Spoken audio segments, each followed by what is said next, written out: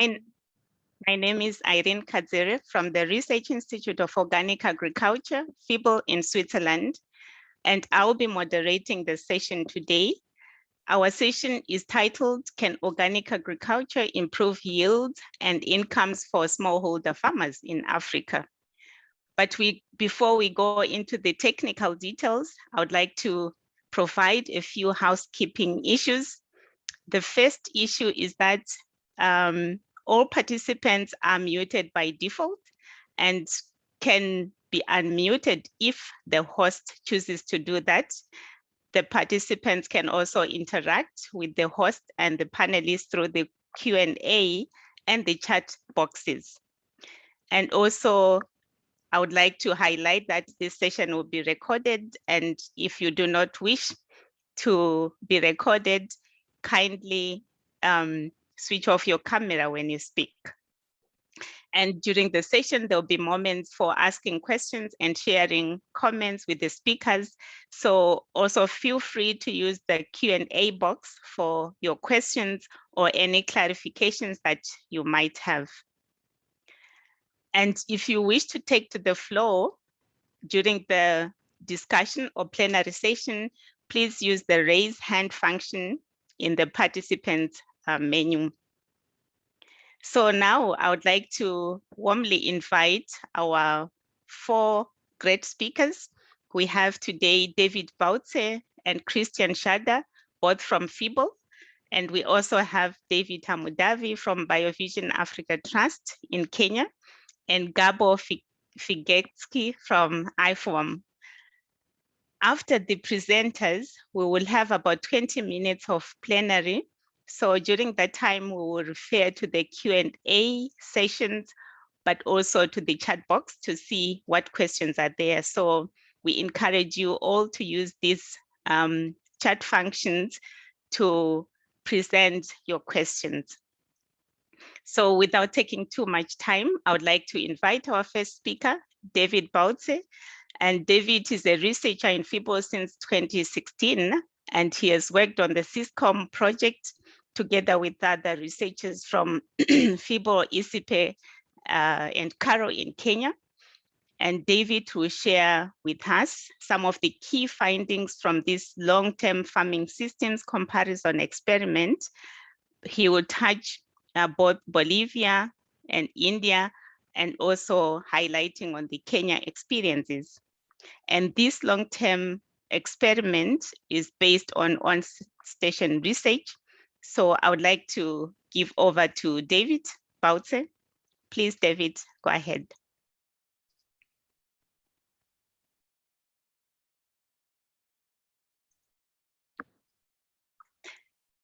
David, you are muted. Sorry, I pressed the wrong button. Thank you very much, Irene. Okay. Give me a short 1.5 minutes. It seems my presentation, it worked before, but now I cannot open it. I don't know why. Let me quickly reopen it again. I'm sorry. Okay. No, it's okay. If it doesn't work, then we can also have the master slide. Yeah.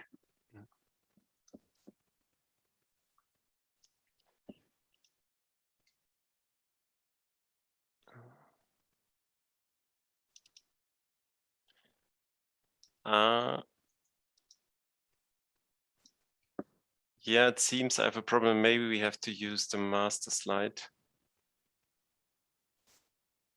Okay, yeah, Jonah, can you kindly share the master slide?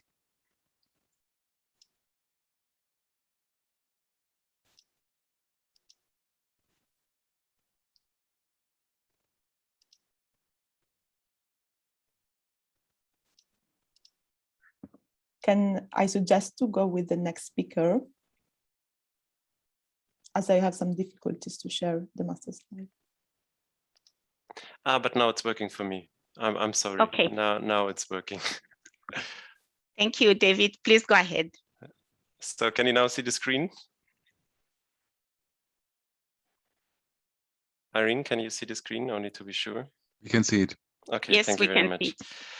Okay, sorry for this inconvenience. It's always, we tested it before, but always this comes to the real event and then you have such issues, of course, directly when you start, but also a very warm welcome from my side. And I'm very glad and very happy that we can present also some results from the trials, from our SysCom trials.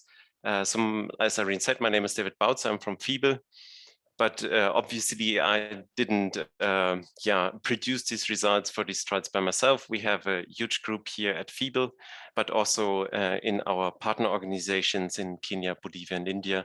We are about 40 people within this project working to derive these results, which I'm showing experimentally today. So let me quickly go into the presentation. So at the beginning was a little bit the question for us when we started a trial, how does organic perform in the tropics? Because the problem is when you especially look at tropics or the performance of organic, you have a lot of data in the global north, and especially in high income countries, there we have a lot of long-term trials comparing organic and conventional. But what is about in the tropics? How does it work? Is it really a solution, or is it only based on ideology? Is there really a fact or an evidence how organic performs in the tropics? So in 2007, 2006, FiBL started 3 long-term trials in Bolivia, Kenya, and India. So we wanted to cover all different parts within the tropics on different continents. And these trials are now running since now over 14 years. These trials, as I said before, we have in 3 countries, and they all have long-term trials where we comparing organic and conventional farming systems. So in Kenya, we are based in the Central Highlands. There we comparing within a maize-based farming system, a 3-year crop rotation, which includes maize, vegetables, and potatoes. And we comparing the organic and conventional systems on a low and a high input level. That means we have a recommended level of inputs, and we have one which is more close to the farmer's practice. In India, we are working in Madhya Pradesh in the Nima Valley, where we're working with a cotton-based system, a 2-year crop rotation, cotton, wheat, and soybean. There we also comparing organic and conventional, but here we have 2 organic systems with organic and biodynamic, and 2 conventions which using either a cotton with GMO or without GMO, so a BT cotton, genetically modified cotton. And last but not least, we are in Bolivia in South America, in Saraana, where we have perennial crops, a cacao-based system, where we have also bananas, coffee, timber, and fruit trees within the systems. And there we comparing organic and conventional, either as a monoculture or as an agroforestry system. So as you can see, it's always the same approach, comparing organic and conventional, and to check, okay, what's the performance with regards to productivity, sustainability, ecology, profitability, and so on. And today, this methodology is quite short, but I try to show you a little bit on the results which we have so far after these 14 years. So I will start with the results on productivity of the annual crops, which we have in Kenya and India. And as you can see here, we exemplarily show these 4 crops. And this is the average yield over 12 years.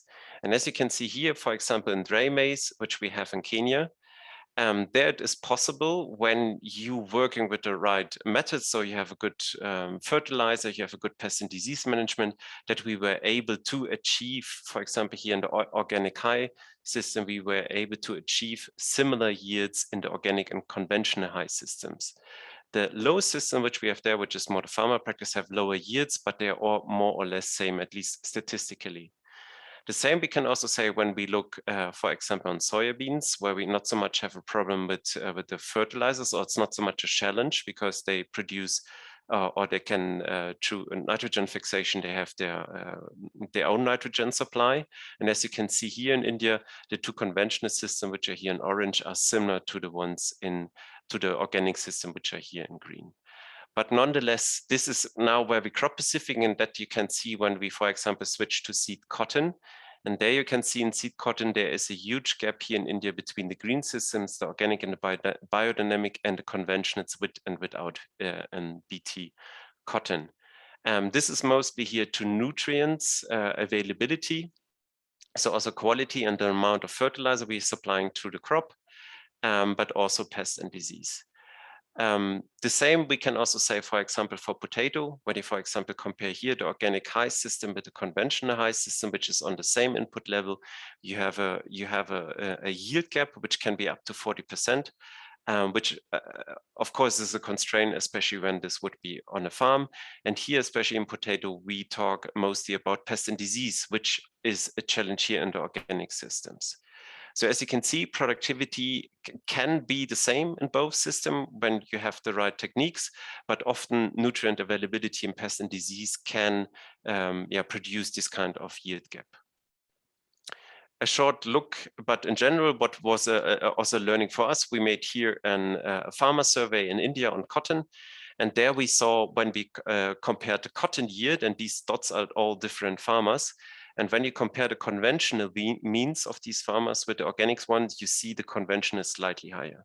But interesting is when we see all the individual farmers is that the variation within the yields of conventional and the organics one is quite high.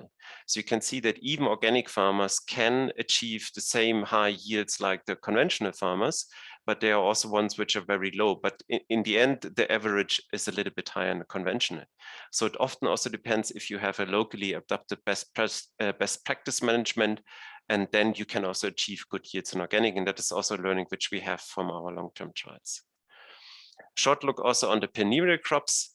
To make it short here, what is interesting is to see that not so much it is the difference between organic and conventional. The interesting learning is here that there is more difference between the monoculture of cacao and the agroforestry system.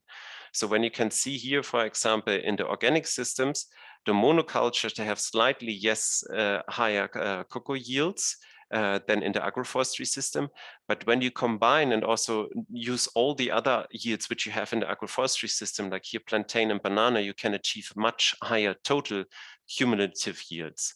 This is also the same for the conventional, and especially when we go here more in this more specialized systems in agroforest dynamic system where you also use other crops. So in this case, we also found out, and that's also true for other things, that we have that this complexity of the system, if it's either monoculture, agroforestry, is much more important than organic or conventional. A short word on the profitability. And what you can see here is the average gross margin and production cost, which we have in Kenya. So what you can see here is that we can achieve a quite high gross margin within organic high compared to conventional high. This is now with premium prices. And this was possible because we got this premium prices. Even if we have lower yield, this could be substituted with higher prices, which we got in organic. But you can see, especially now in the low input treatments or systems where we have often lower yields than in the high inputs, that's often not capable to achieve really good gross margins, which is really a problem because this is closer to the farmer's practice. So our organic highs are more the recommended practice.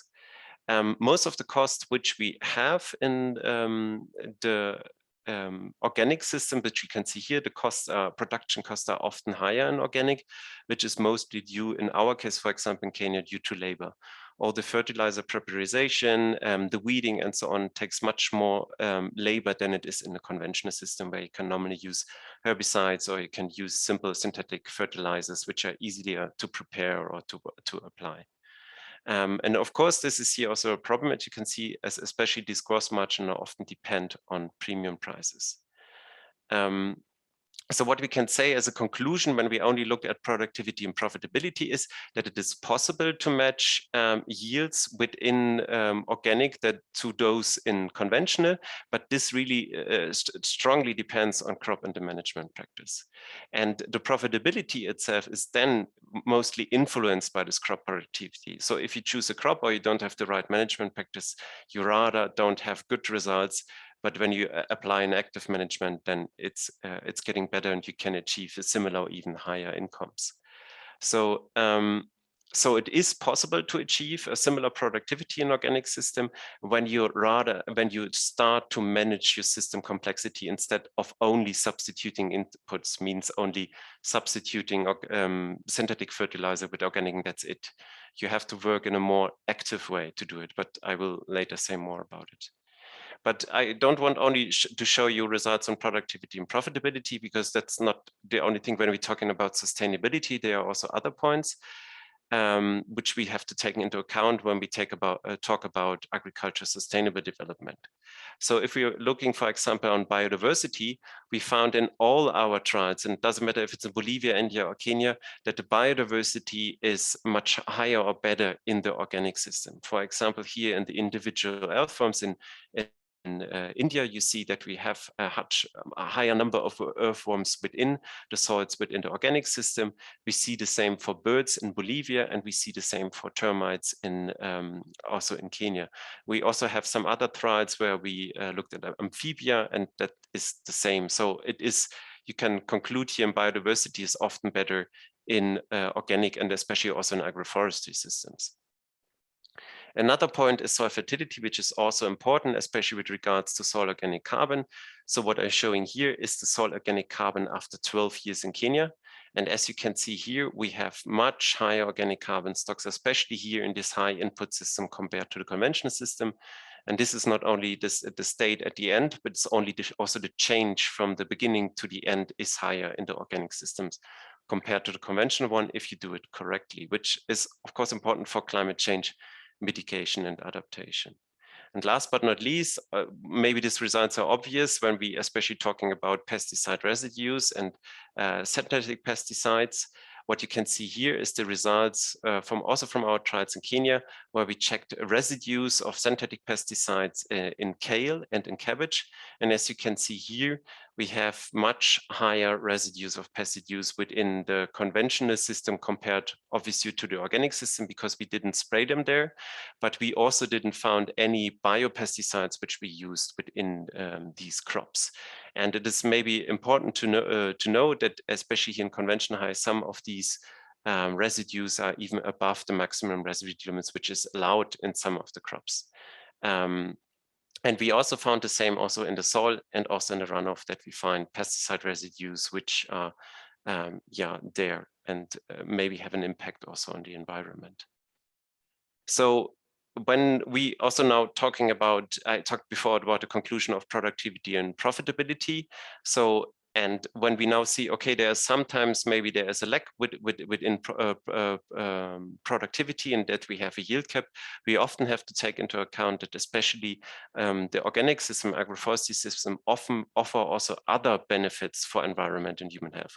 So it's not all going into the healthy foods, but you also have other ecosystem service, that you have a greater biodiversity, that you have clean water and clean soils. So in the end, we also have to take into account that organics systems can also derive additional benefits. So coming to an end, what are our learnings from these trials after 12 years of research? As I said before, yeah, organic agriculture can equal other production system with regards to profitability and productivity, and it provides additional ecosystem service like an increased soil fertility, reduced pesticide residue, enhanced biodiversity, and there are also other things. So you can also have additional benefits. But we have to say that the system's performance varies widely. So on the one hand, the thing is that we have a lack in implementation of best practice, and we often differentiate, and we will also see this later, between active and passive management. So there are often systems which I say, okay, we don't use the synthetic pesticide and this is organic. And we saw in our trial that is not working. Then you definitely will have a yield gap and you won't have the advantages of organic. What you need to do is really actively working on organic, using a complex system, using intercropping, using botanicals, using other approaches to really make an active organic management. Then you have the chance to really equal productivity.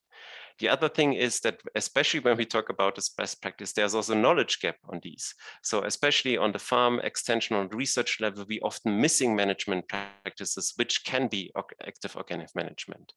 And the other thing, which is maybe also important on a higher level, on the profitability level, there's often a dependency on cash crops. So when we talk about profitability, and I showed you before the things on the gross margin, these gross margin are often depend on the cash crops and if they get premium prices. And so this is the thing, often the farmers don't get the prices for the other crops which they have in a crop rotation. That is then really a dependency on that. So I maybe want to stop here. I also had my 50 minutes are over. I only want to draw your attention that because I now run quite fast through this presentation, but you can, if you have a little bit more time, you can check our synthesis report, which we published earlier this year on our website, which includes all these results and more information, also methodology and the other results in other topics.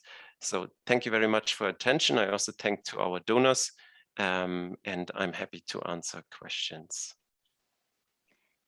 Good. Thank you very much, David, for those insights from the long-term on-station research results and learnings.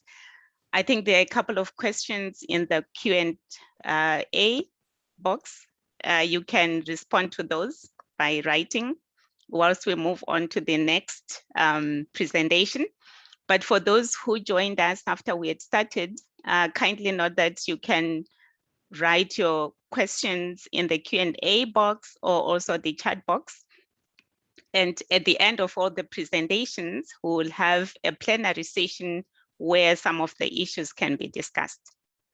So now I would like to invite our next speaker, Christian Schader. So Christian is a senior scientist and the head of sustainability assessments at FiBL, and he is the lead researcher in the ProEcoAfrica and OFSA projects, which FiBL implemented together with smallholder farmers and partners in Ghana and Kenya. And Christian will share with us some of the key findings from this research at the farm level. And I hand over to you, Christian. Thank you very much, Irene. Welcome, everybody. It's nice to have the opportunity to talk with you about a project, in a way, a sister project to what David just presented, sister in the way that we have this on-farm research, and then we have rather research which is done on real farms with real smallholder farms in this case. And our project was centered around sub-Saharan Africa. So we didn't look at all the different continents, but we focused on two countries, Kenya and Ghana. And what I'm going to present you here is a collaboration between FiBL and different institutes like Cairo, ICP, the University of Ghana, Makerere University, Seth from the University of Bonn, and also many implementing partners without whom this project wouldn't have been possible to implement. The names you see here, they are names of co-authors of a study that has been recently published on exactly this title, whether organic farming or how organic farming actually is performing agronomically and economically on real farms in sub-Saharan Africa. Yeah, Christian, kindly make sure that you are in full presentation mode. Am I not? Yeah, it is. Thank you. Bye. Okay, thanks, Irene. So David already showed this. I think we have a lot of evidence about the yields or the yield gap of organic agriculture compared to conventional systems. This is one of the most influential studies that has been published in Nature by Verena Seufert, 2012. But unfortunately, and also that is stated in such this meta-analysis, that most of the data stems from high-income countries, so from the north mainly, and it's also mostly based on field trials. And there's really a big data gap on real farm implementation of organic farming, especially in African systems.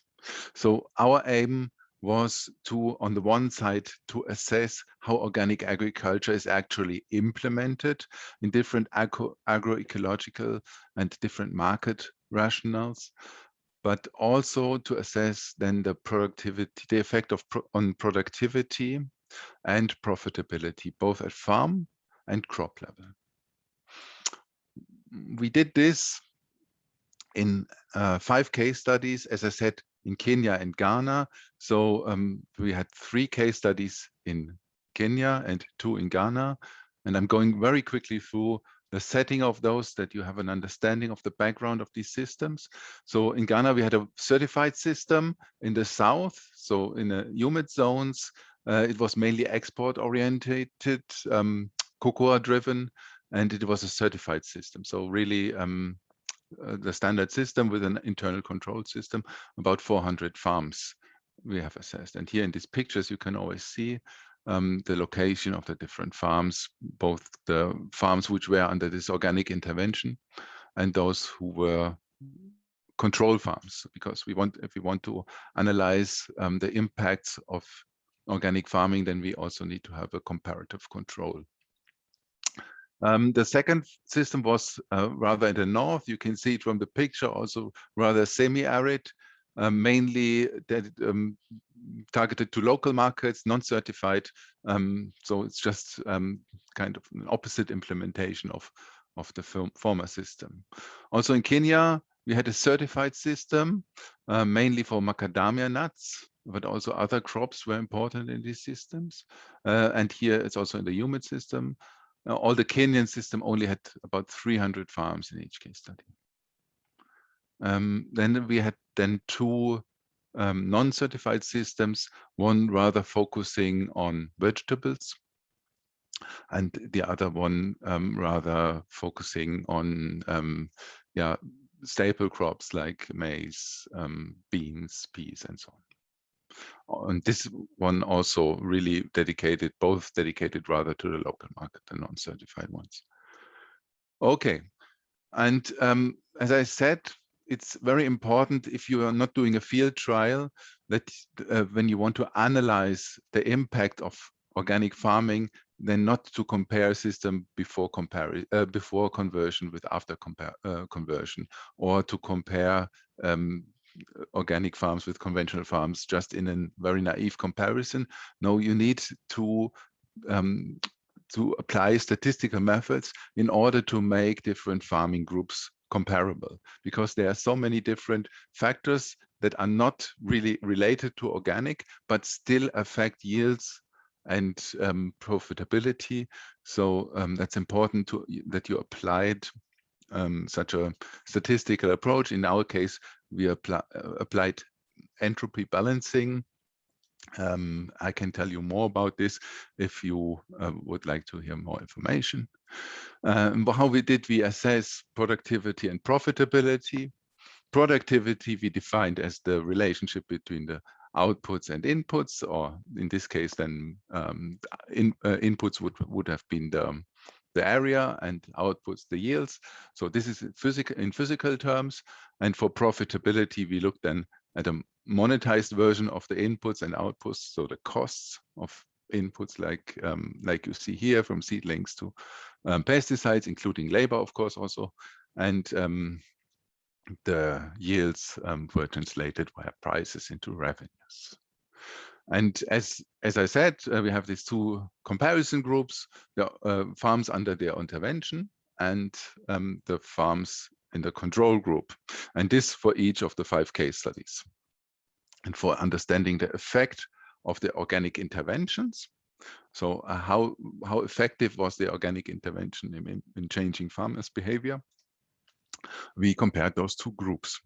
And this is one of the figures or the tables that is in the paper, but I'm not going through all the details. For you, I've translated this into the main findings from comparing these two groups. And what we found is basically that all interventions lead to a significantly reduced input of mineral fertilizers and chemical pesticides. But in most of the case studies, not all the farmers were completely abandoning these inputs. We had even the case that only in one of the case studies, the number of smallholder farmers really not applying any inputs over 2 years, where we have been observing those farmers, was below 10%. The others, they were partly much higher.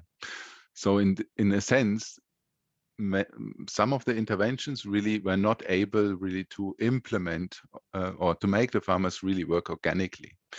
Not even passively organically. As David just said, we are not aiming just for a system that farmers leave away the pesticides and the mineral fertilizers, but they are supposed to replace these inputs with good management, active management, replacing maybe also in the case necessary this with organic pesticides and also compost and other organic fertilizers. So the next step for us was then not only to compare the intervention and control group, because we know we have in both the intervention group and in the control group, we have farmers working without chemicals and with chemicals. So what we compared for analyzing the impact of organic management is basically we made a horizontal comparison. So we took only those farmers who really work according to the principles of organic, not using any chemicals, with the ones who were actually using chemicals. And they were found, as I said, in both groups. And then you can really understand the impact or the effect of the organic management practices. In this table, you can find the summarized results of our study, and I'll go a bit into detail, or maybe let's do it like this. So you can see here the 5 case studies with their codes: Ghana certified, Ghana non-certified, Kenya certified, and so on.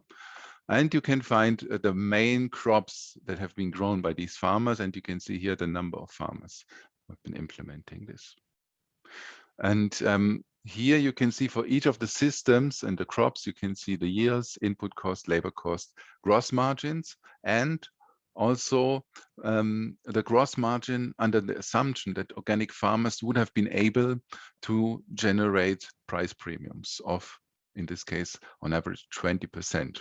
We assumed this price premium for this as a sensitivity analysis in order to show that organic farmers, if they really implement organic practices, could also receive higher prices. At least this is the case in European markets, and it's a matter of market development whether this is also possible in other countries.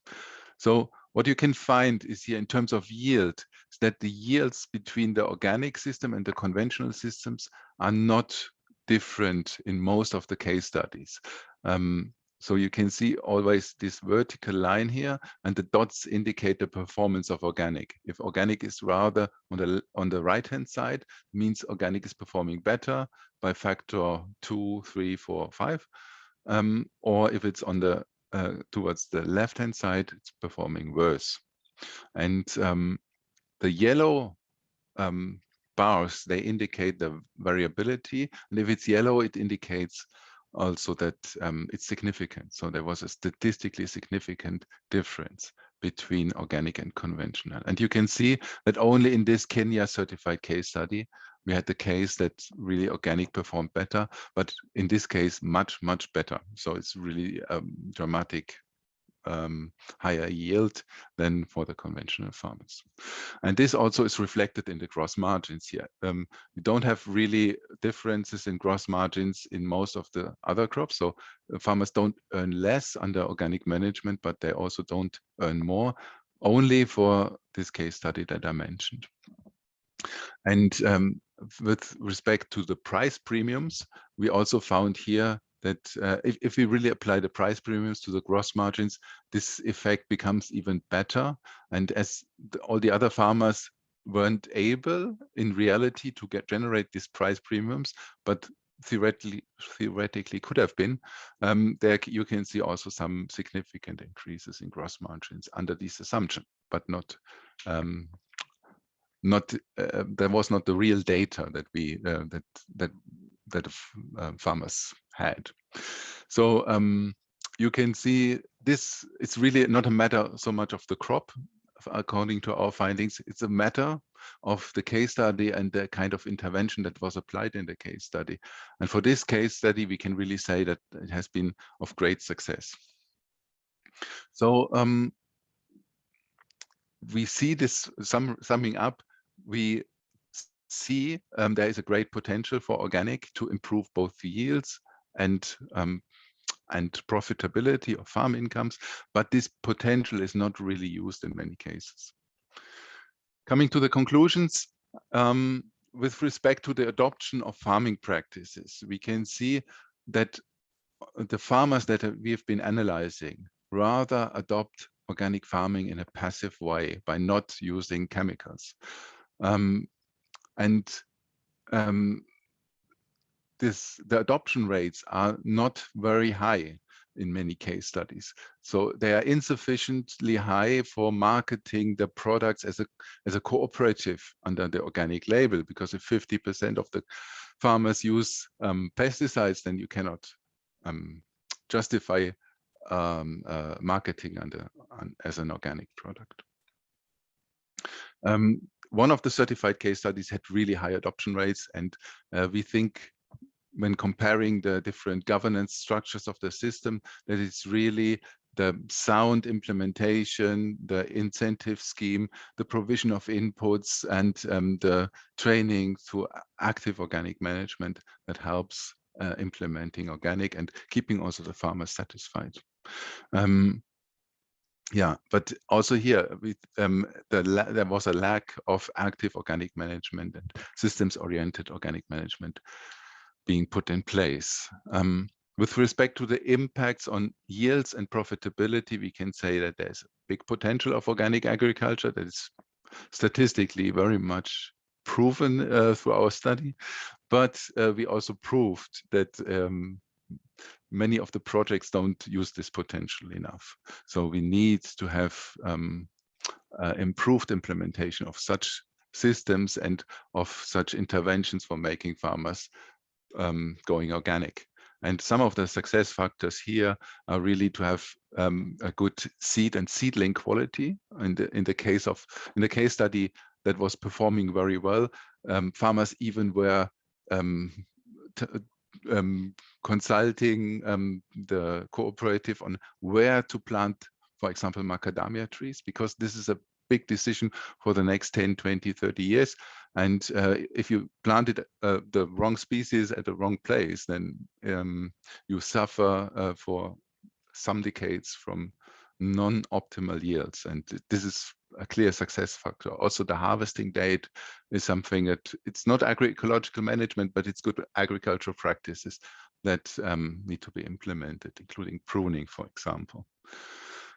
And another very important point that came out of our study is that we have this clear picture of how the reality looks like, the reality of organic farming in sub-Saharan Africa through 5 case studies, not to be generalized, but it's quite a good picture of typical implementations.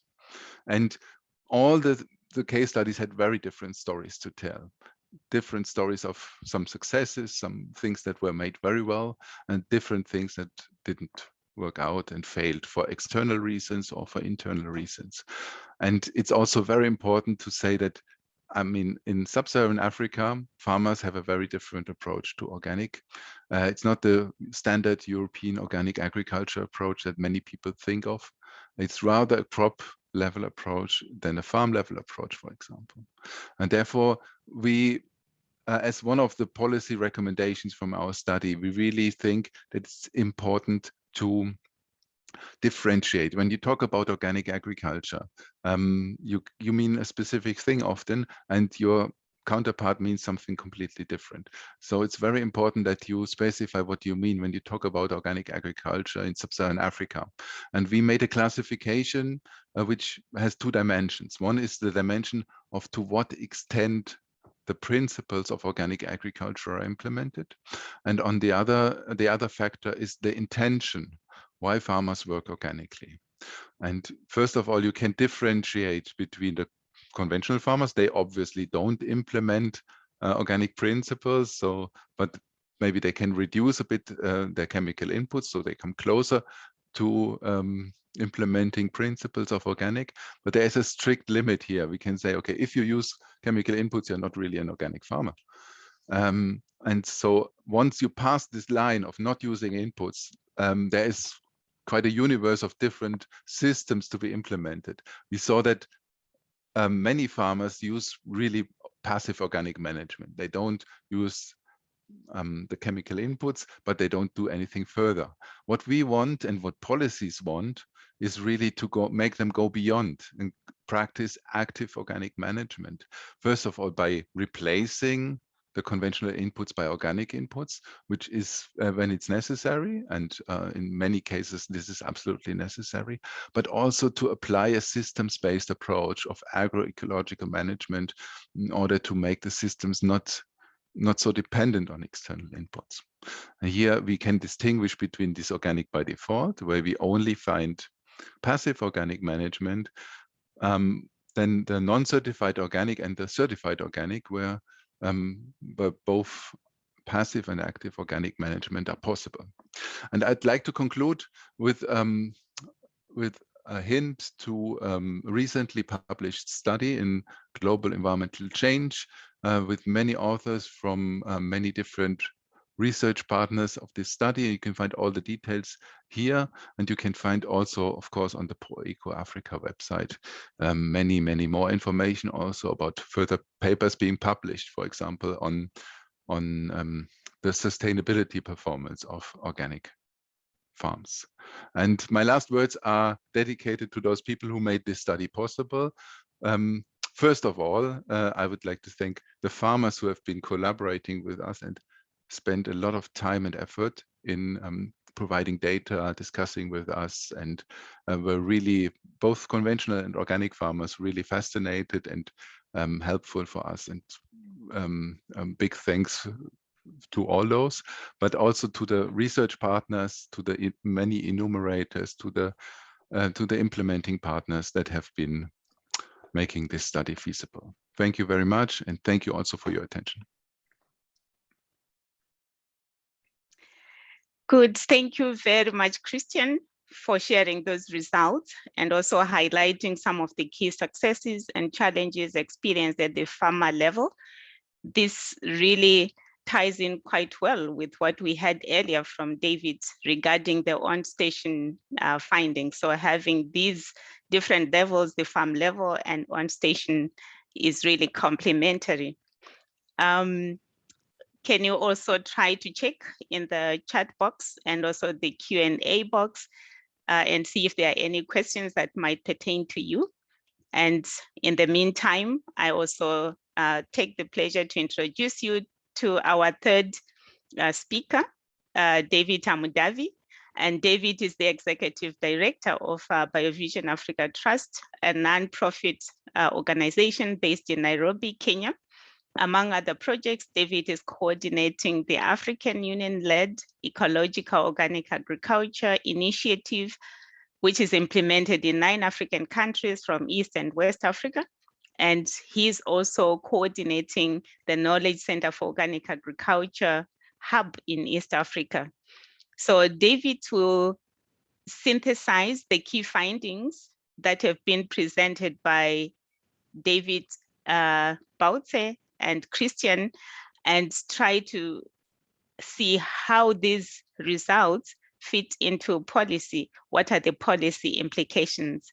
So over to you, David Amudavi.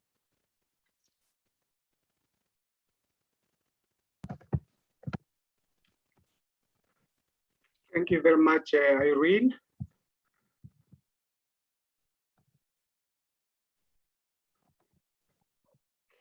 Just want to get this into slideshow mode.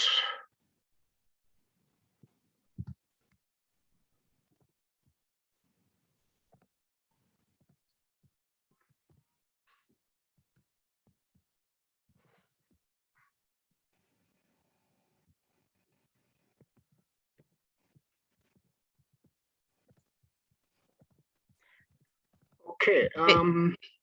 Yes. If you go to the bottom of your screen, at the bottom of your screen, you can see a few icons, and the right one is the one.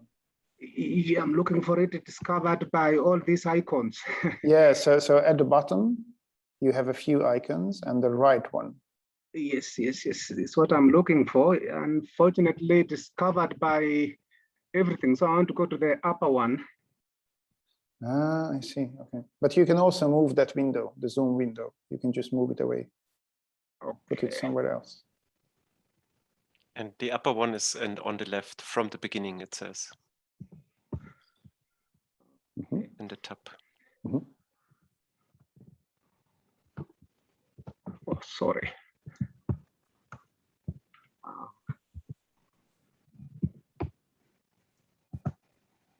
Okay, is that okay now? Yes. Yes. Good. Thank you, everyone, and thank you, David and Christian, for the presentation that you have clearly made. And mine is to give some reflections on how these findings relate to a bigger initiative that we are implementing in Africa. And the results very much relate to the Ecological Organic Agriculture Initiative, which ideally aims to implement the decision that was endorsed by our own African heads of states and government in 2011.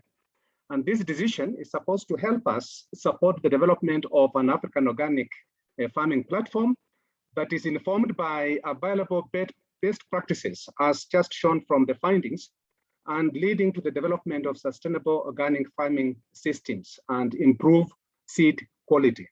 Now, this is an initiative that has been running from 2011 to date, with a secretariat that oversees and supports the governance of this initiative and supported by the African Union.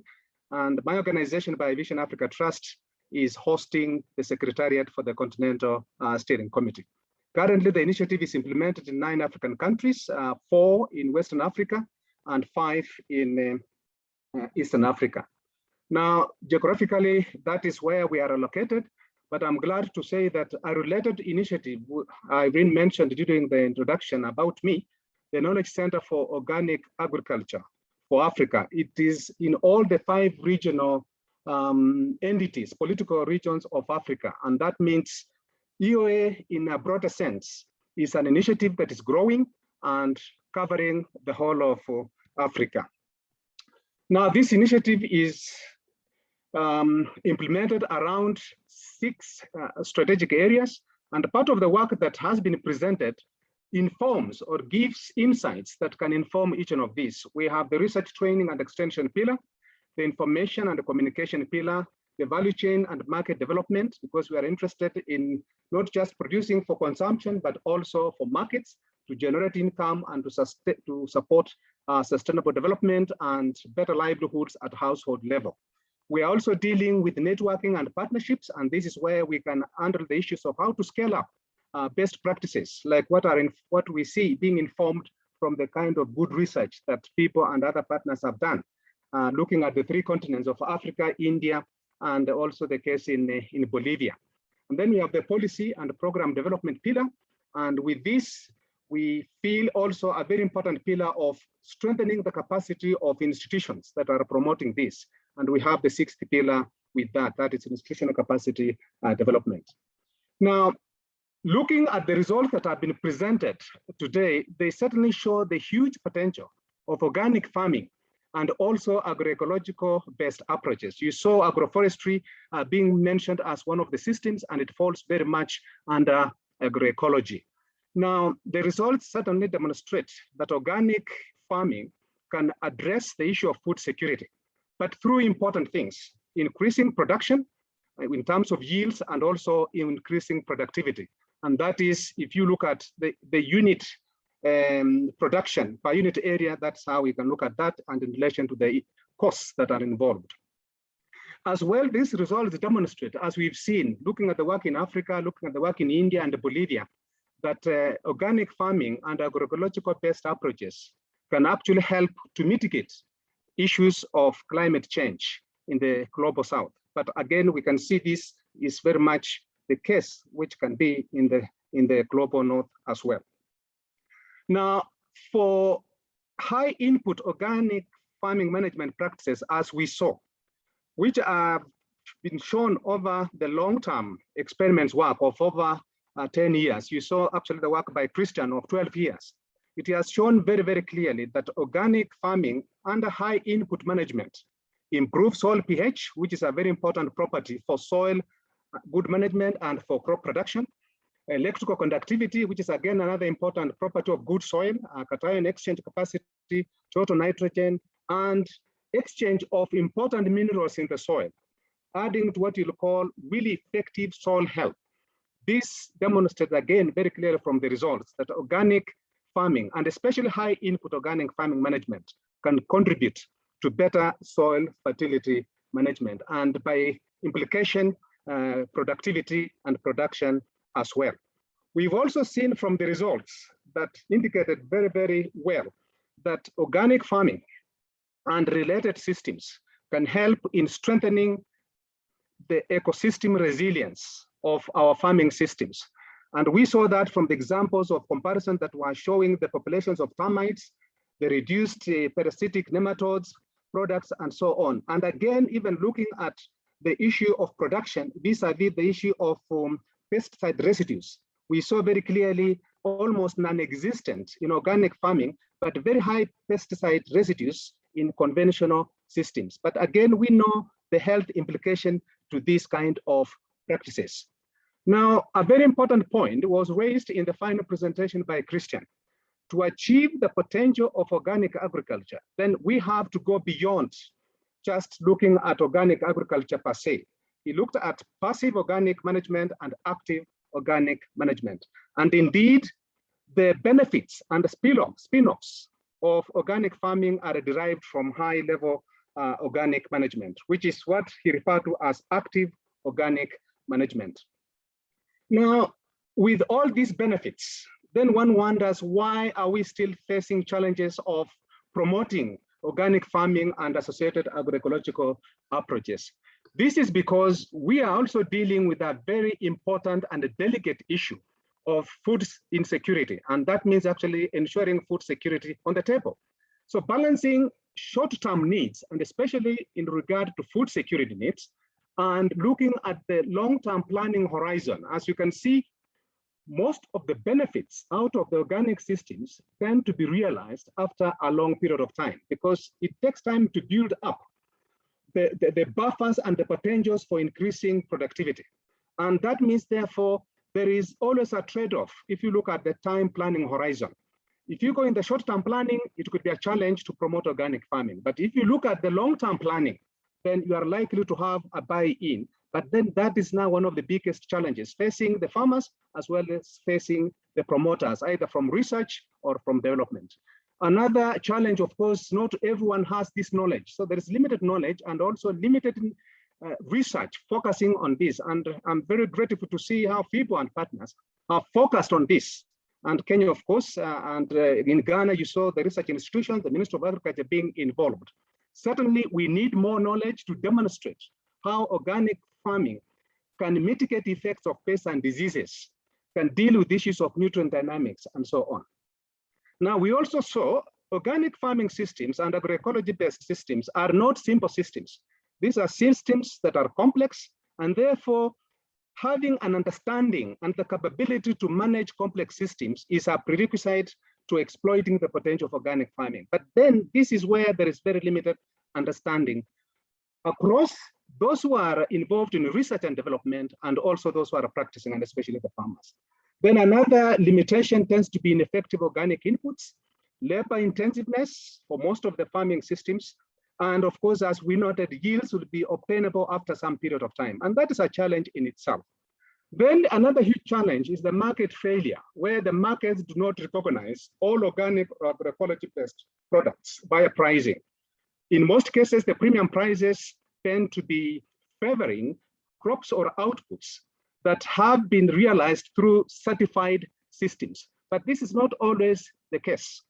And with this failure, it therefore means we are likely to lead the risk, to experience the risk of leading to unsustainable practices, because people then give up to follow the management practices that are more healthy and sustainable and ensuring food security in the long run. So when they go for the shortcuts, then we defeat the purpose of exploiting the potential of organic agriculture.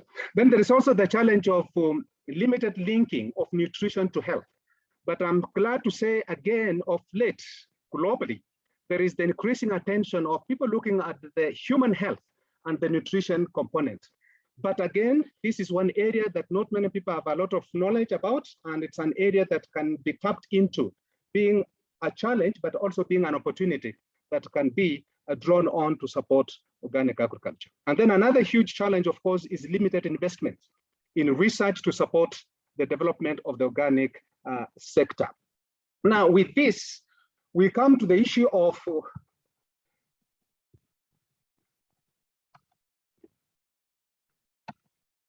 my slide is hanging a bit. Are you still there? Yes, we are there, David.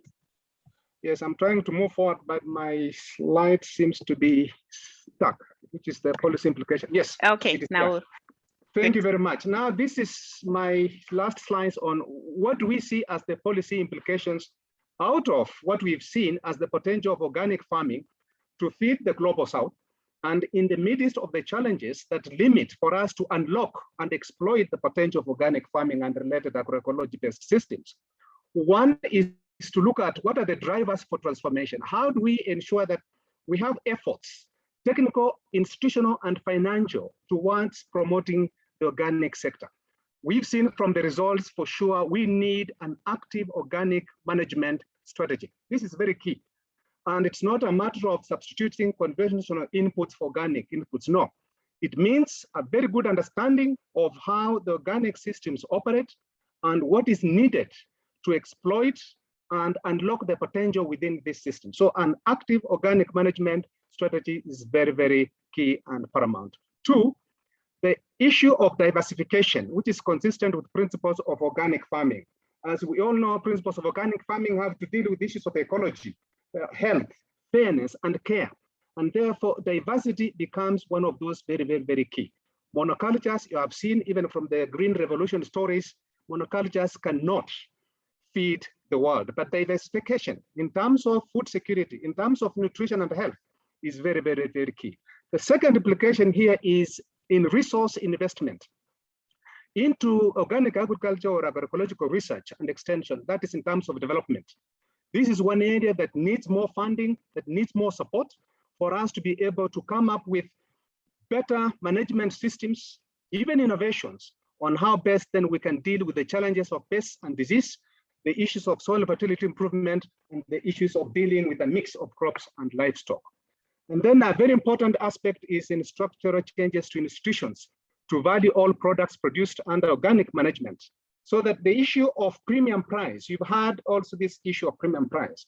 In as much as also personally, I always say, premium price is given to recognize the efforts that are put into ensuring that we really produce in the healthy way and standards are followed. And that is one way to reward the farmers who are doing this.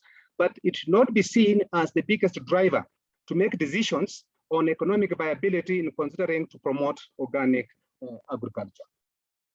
And then finally, the recommendation therefore, based on these policy implications are, we need to have policies that can support programs, strategies, and investments in diversification and long-term planning.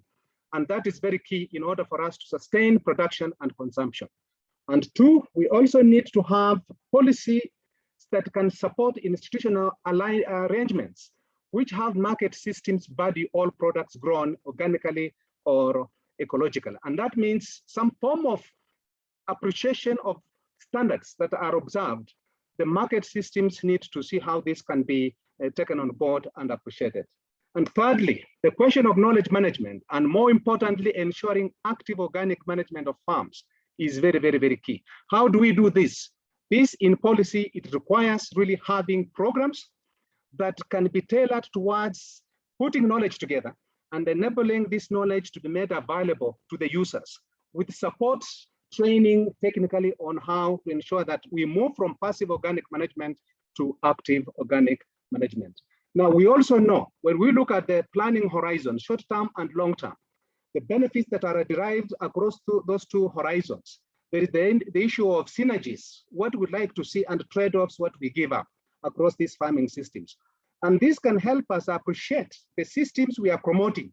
If we now also use tools that can help us analyze these systems in a more depth and more holistic manner than the simplistic econometric that economists sometimes do use. And I'm glad to see FiBL has a smart tool. FAO has also a very good tool that IFARM also a true cost accounting tool that helps us make it better for us to understand our systems in a more comprehensive manner. And finally, we need an enabling institutional and policy support. And this one will require us to have in place very relevant national, regional, and even continental programs, action plans, and strategies that help to build the capacity of those who are doing research, the capacity of those who are promoting the application, and the capacity of the farmers who are doing the application in terms of using the strategies that are geared towards active organic management. If we do that, then we are likely to see us achieving the question of food security, improving incomes of farm households, and improving the well-being of our rural communities and societies. Thank you very much, Irene. Those are the policy recommendations I've come up with. And within the Continental Initiative, the Ecological Organic Agriculture and the Knowledge Center for Organic Agriculture, which provide a very good basis for the results that have come out of this work. This is supported by Biovision, GIZ through BMZ, for Economic Cooperation and Development, Swedish Society for Nature Conservation, SDC, very, very critical Swiss Agency for Development and Cooperation, and African Union, of course. We are very glad politically it has also come very strong to support this. And just to finish, to say, we have submitted a biannual review report that is coming up to be presented to the heads of state and government towards the end of this year. And this has already been has included the work of EOA and what we are doing. Thank you very much, and over to you, Irene. Thank you very much, David Amudavi, for this detailed synthesis of policy implications of the results. Yes, how do we tailor the findings to inform better practice and also to inform better policy decisions? I think in the meantime, David, you can also check in the Q&A box and also the chat box. There might be questions pertaining directly to this presentation. And I would like to invite our final speaker, Gabo Figetsky.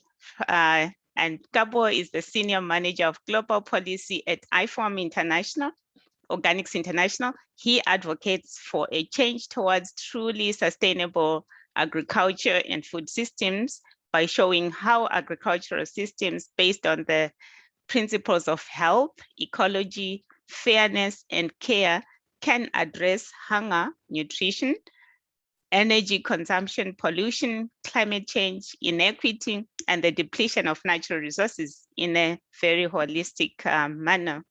So Gabo will also link the research results, which we had from David Bautze and Christian, to global policies, and also show us or try to explore how we can take these results further in order to promote organic agriculture in sub-Saharan Africa. So I give the floor to Gabo for his presentation. Thank you very much, Irene. I'm just about to share my screen.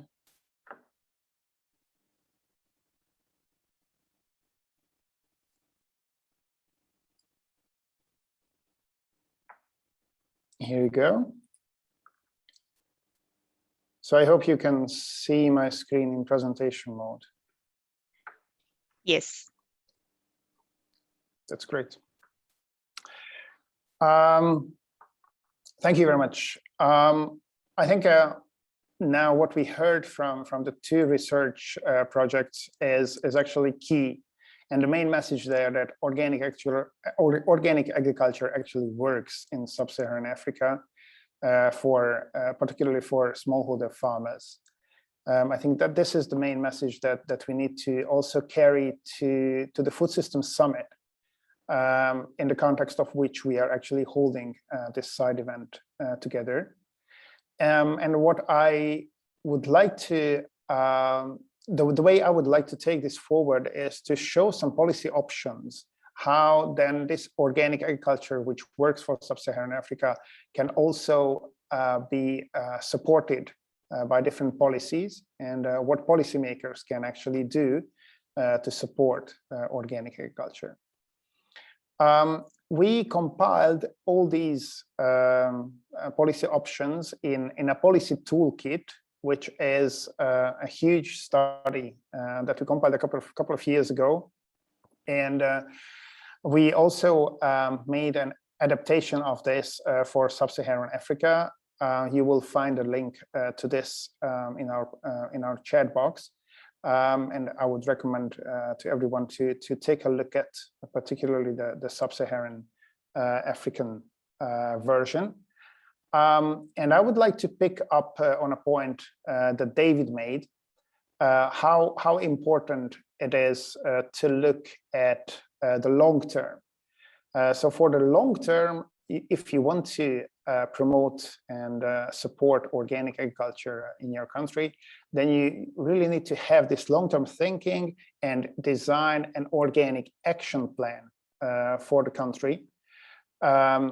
Because you can, even if you have scarce resources, you can pick up some bits and pieces here and there where you can give support from either the country national budget or from donors' donations. So you can design programs that would, in the end, add up to be an organic action plan, a national action plan for the country. So it is very much a framework for integrating all sorts of policies. So here we don't at all talk about only an organic regulation. We are looking at the agricultural policies and even in a broader sense, all the economic and social policies of a country.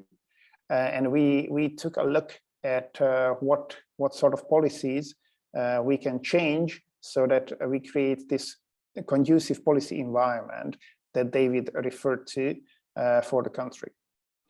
So this is very much a strategic instrument, so that it requires a bit of a different mindset for policymakers in the country. So we have multiple policy goals, of course, for such a national action plan, and these different goals need to be then satisfied. It is very important that we also pay attention to all the synergies and all the conflicts. So this is where coherence comes in. So we need to take a critical look at the already existing agricultural policies and agricultural subsidies. We know how much subsidies, for example, go in the wrong direction at the moment in all countries in the world. We classified these policies into push and pull measures. So we have on the supply side or push side a huge set of policy options, and also on the pull side. And what is very important is to keep the balance of those, because if you create an oversupply, that's of course not desirable. But also if the support needs to be there, so in the long term, and it also needs to be reliable. So you need to pay attention both to the supply and the demand side.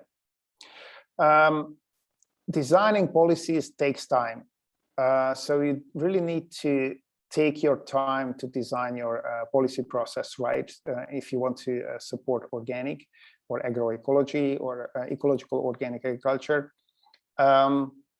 First of all, you need to set the agenda, then formulate the policy, and then it comes to decision making. Lots of politics playing in, and then we still didn't implement anything. And also an important step is to implement the policy, and then you go back to the evaluation and you give feedback, and you can actually start all over again. And of course, policies work in cycles, and one policy cycle, the learnings from one policy cycle should feed into the next policy cycle if you want to design your policy right. This slide, of course, is not very relevant for African countries. It shows how organic has grown in the EU. What is meant to show, though, is how much policies actually work. because you can see when the generalized policy support for organic farming in the EU has started and what sort of a dramatic growth it resulted in. So maybe just a few words about national organic action plans and programs that are already in place. So for example, Uganda has just adopted its national organic policy. Well, just it was like two years ago, and we are working closely with them on the implementation of this organic policy. It is important to mention that budgets that are allocated to these organic plans vary very widely. So, for example, Morocco spends around 25-26 million of euros in 9 years for this. And in the global south, what we experience is that in many cases, the development of national action plans are financed through development cooperations. It's also important to mention those sub-Saharan African countries which declared the intention to go 100% organic, where, for example, Togo and Sao Tome and Principe made this bold step. And we are keen to see how they managed to adhere to their commitments. These can also be financed, these national action plans, by the Ministry of Agriculture, the national budget. Like, for example, we just learned today that Madagascar, for example, established a new unit in the Ministry of Agriculture working only on organic. So all these numbers and examples you can actually find in the policy toolkit that I was referring to. Here, I would just like to give you a very brief overview of the different measures that you can have. So you can see on the top of the slide, the push measures, on the bottom of the slide, the pull measures and the enabling measures, which are a combination of the two actually in the middle. I'm very happy to show to share this with you, but the easiest thing is that you just download the policy toolkit. So just to give you a few examples of the push measures, for example, support that David also mentioned, support to organic research and extension, like, for example, Kenya does in Busia County, and also the farmer field schools in Eswatini, or organic input development and use, like the case of Tunisia, the tax exemption that they introduced, or an organic fertilizer factory also in Kenya. Then governments can also support the cost of certification, because that can be quite a burden on farmers. Or also vocational training and academic programs, like, for example, the Kaiser Center in Senegal, or a state university, FUNAB in Nigeria. So you can see all the range or array of measures that the government can choose to support organic agriculture, like, for example, supply chain development projects in Ghana, or in other parts of sub-Saharan Africa. But we also have the pull side measures, like, for example, so to create demand for organic, consumer education and promotion campaigns, like what they do in Tunisia to create an organic Tunisian product week, or developing a national common logo for organic products, like in the East African case, or school organic gardening and curricula, which they did in Rwanda. So all these nice examples are very much discussed in detail in our policy toolkit. And then we come to the combined push and pull measures, like national data production. So these are the soft measures, support the institutional development of the organic sector and also the organic movement, build organic expertise within the public sector, PGS, participatory guarantee systems development, you name it. What is very important is that you choose the measures that are adapted to the national context. So there are different factors that influence the choice of this of the measures, how appropriate they are, but I don't want to go into the details as I'm running out of time. What I also want to share with you is that with this policy toolkit comes a decision aid. So we even took it further to serve policymakers with this decision aid so that they can make the best choice which of the policies they really want to focus on when they design their national organic action plan. With this, I would like to thank you for your attention. Good. Thank you very much, Gabo, for providing this overview on policy and also how these results can fit into policy and decision making. At this point, I would have loved to pose a few questions to all the speakers, but I think I will reserve that and give some of the questions that have been posed by the audience. I'll give them priority because we are running out of time. And I think most of them have already been responded to by our presenters or speakers. But there's one that I would like to just bring out.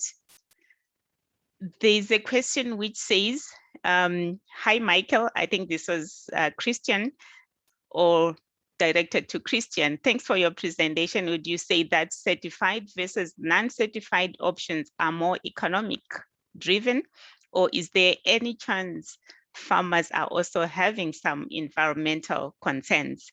So Christian and David Bautze, if you could kindly react to this question very quickly, 1 minute each. So yeah, I think I tried to answer this also in the written form already, but we have been analyzing the motivations of those 1,600 farmers that we've been discussing with, and it's not so clear. I mean, it's not one factor that drives them to become organic, but certainly if the economic side doesn't fit, if they earn less money with organic agriculture, then I think that we don't have a good point making them work organically.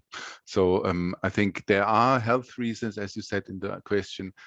Often there are health-related issues for farmers to become organic, but I would say the financial reasons are really also important. We have to provide not even a similar, but I think a better income for farmers to feed their families, to send them their children to school, to have health insurance.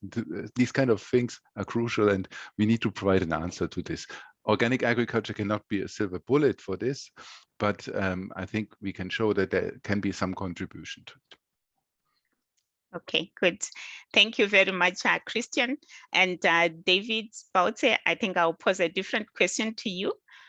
It says, if we must produce at scale organically, do we scale farm-made input production, or we need to have industrial organic input scaled up?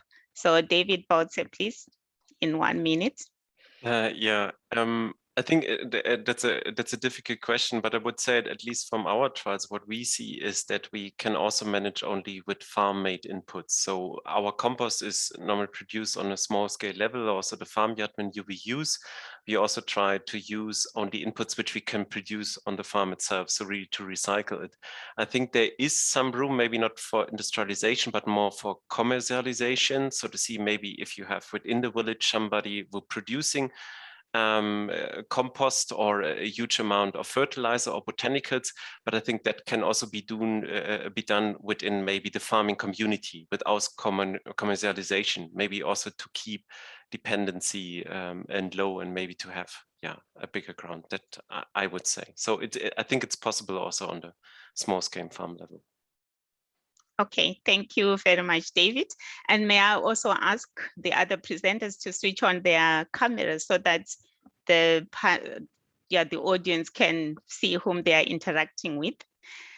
To David Amudavi and Gabo, there's a question which relates to pests and diseases, but it is also touching on policy. And this question says, pest and disease control is the major challenge that the organic farmers throughout the world are facing. And this is yet to be addressed seriously by researchers and policy makers. Strong messages should be widely diffused. What is your reaction to such a question? Because it's something that has policy implications. So I'll give you David Amudavi and Gabo 1 minute each to respond. We'll start with David Amudavi. Thank you very much, Irene, and thank you very much for the question. Very quickly, I want to say that pest and disease control is certainly very key, but we've also seen very good innovations on small scale that lead to effective pest and disease control. So what does that mean?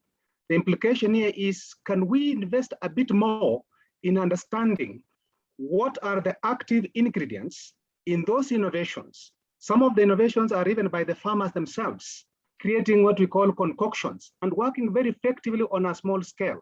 For me, those should be good areas for incubation, for innovativeness, and funding research so that we maximize on understanding those active ingredients that are good at managing pests and diseases.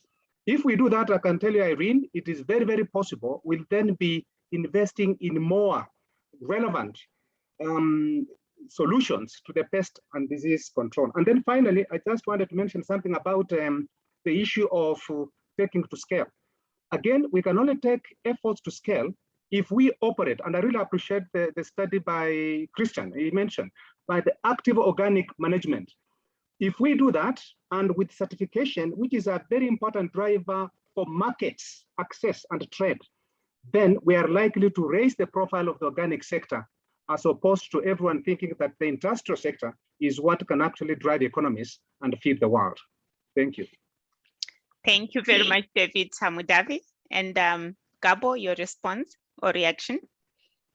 Thank you very much. I also agree that pesticide management is key. And where do we take the money for this? That is the question, because just like David says, yes, there is innovation. I think we know very much where we should invest. So we should invest very much in organic research, which is receiving like 1% of all the research that is out there on agriculture and agricultural innovation.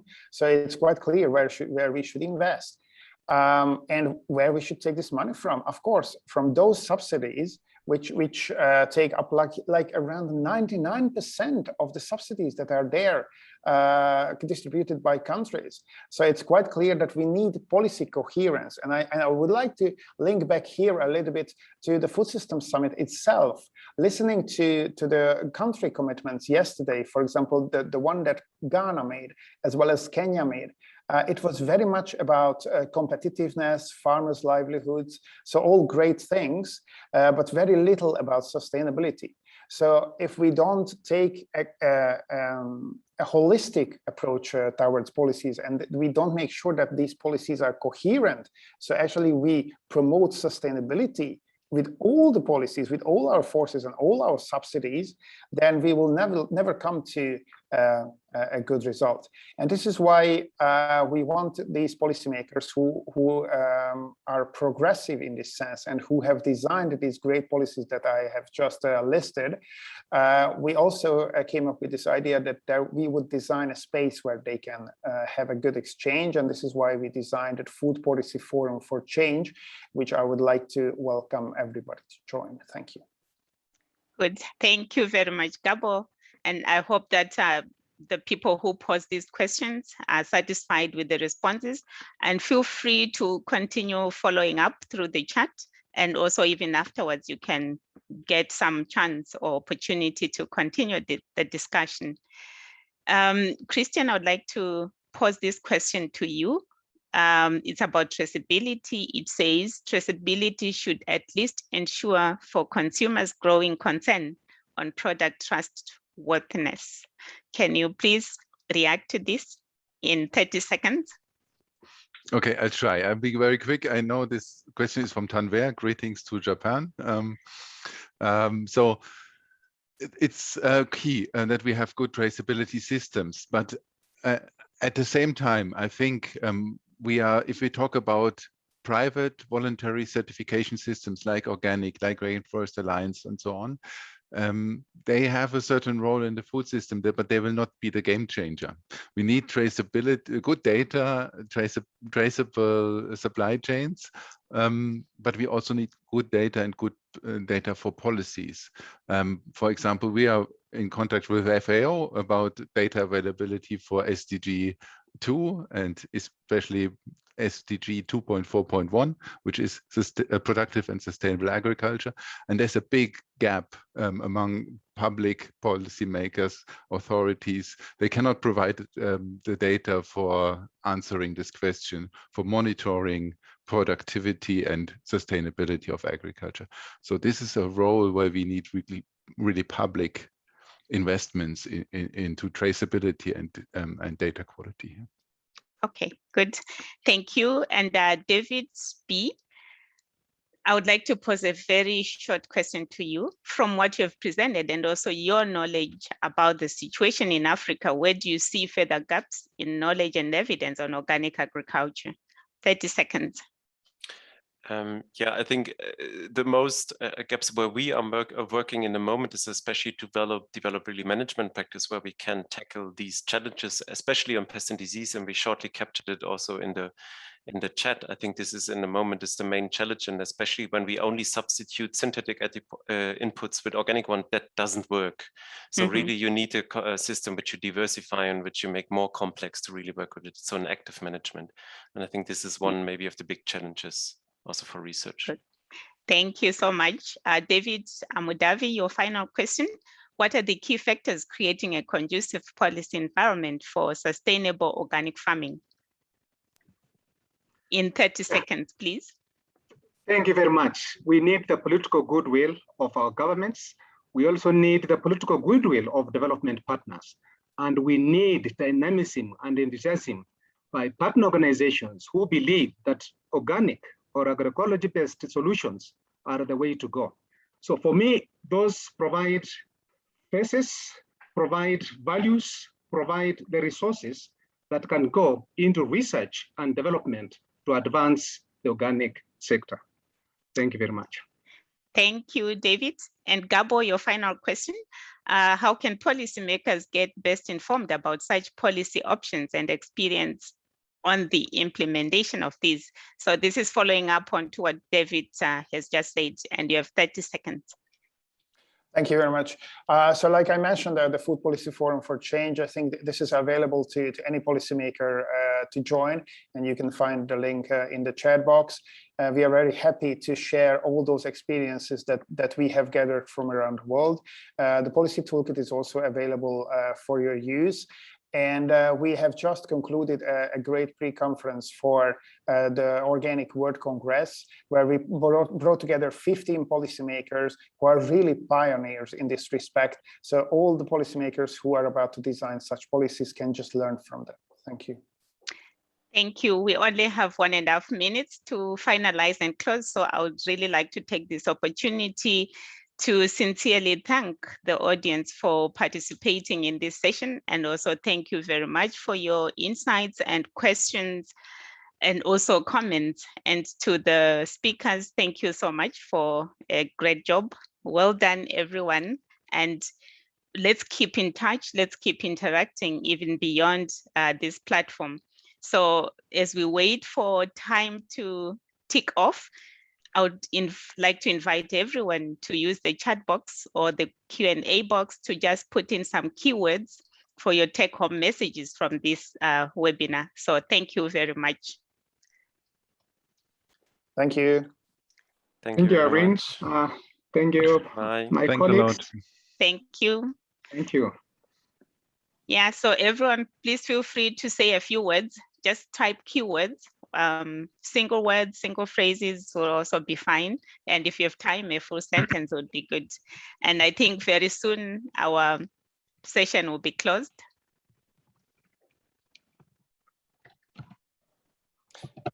And again, we are very happy to share the recordings with those interested. Yes. Yeah, so for those who have not given their email addresses, please type them in so that you can receive the recordings and also any other further information that can be shared through emails.